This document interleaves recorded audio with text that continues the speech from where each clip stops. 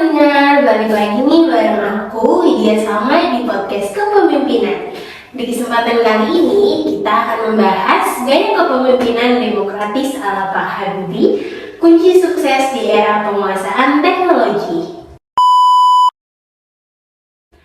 Baharudin Yusuf Habibie atau yang kita kenal dengan B.J. Habibie adalah sosok presiden yang dikenal dengan gaya kepemimpinannya yang demokratis dan partisipatif di tengah situasi sulit Indonesia akibat krisis moneter di tahun 1998.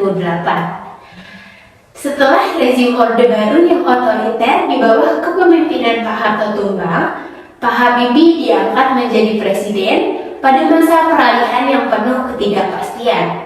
Tetapi beliau berhasil memimpin Indonesia keluar dari krisis ekonomi terburuk dalam sejarah.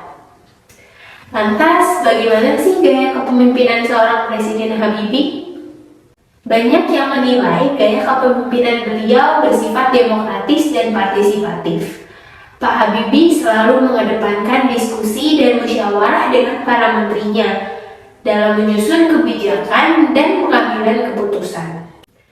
Tidak seperti gaya kepemimpinan presiden sebelumnya, yaitu Pak Soeharto, dalam menangani krisis ekonomi, Pak Habibie akan melakukan pendekatan yang sedikit berbeda, yakni beliau memberikan dorongan fiskal dalam jumlah yang besar untuk menciptakan permintaan di tengah resesi yang dalam. Kebijakan ini juga diambil melalui diskusi panjang dengan para ekonom.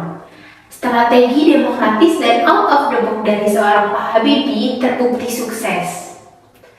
Pada masa akhir jabatannya di tahun 1999, pertumbuhan ekonomi Indonesia kembali positif hingga 79%. Pak Habibie juga mampu meletakkan fondasi menuju Indonesia sebagai negara maju melalui inovasi iptek. Karena hal itulah ia akhirnya dijuluki sebagai Bapak Teknologi. Saat ini kita telah memasuki era teknologi, di mana dalam kehidupan sehari-hari kita akan dibantu dengan berbagai macam alat yang canggih.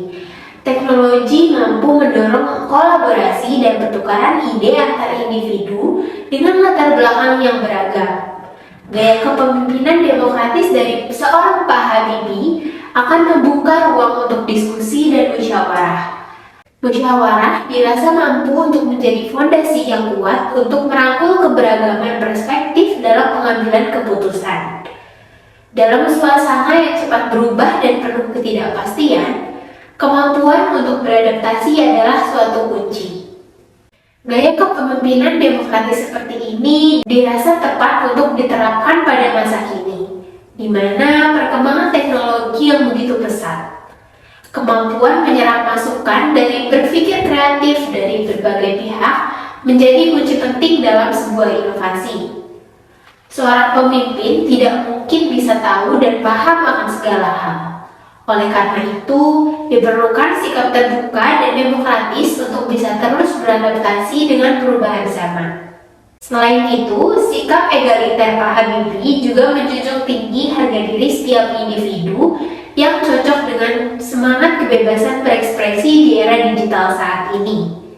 Setiap orang akan dengan mudah menyalurkan kreativitas dan aspirasinya melalui platform digital seperti media sosial, Instagram ataupun Twitter. Nah, berdasarkan kajian mutakhir tentang gaya kepemimpinan di era teknologi seperti saat ini, model kepemimpinan partisipatif dan demokratif yang dimiliki seorang Pak Habibie terbukti paling efektif dalam menghadapi perubahan. Hal ini terjadi karena gaya kepemimpinan demokratis mampu memanfaatkan berbagai sudut pandang, ide segar, dan kreativitas dari bawahan maupun masyarakat.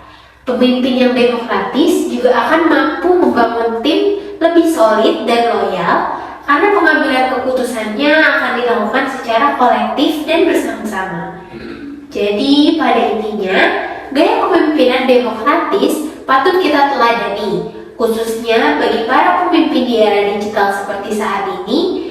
Kita perlu belajar bagaimana sih cara melibatkan tim secara aktif dalam penyusunan strategi dan pengambilan keputusan. Demikianlah podcast kali ini mengenai kepemimpinan demokratis mantan Presiden ketiga Republik Indonesia, B.J. Habibie. Terima kasih telah mendengarkan. Sampai jumpa di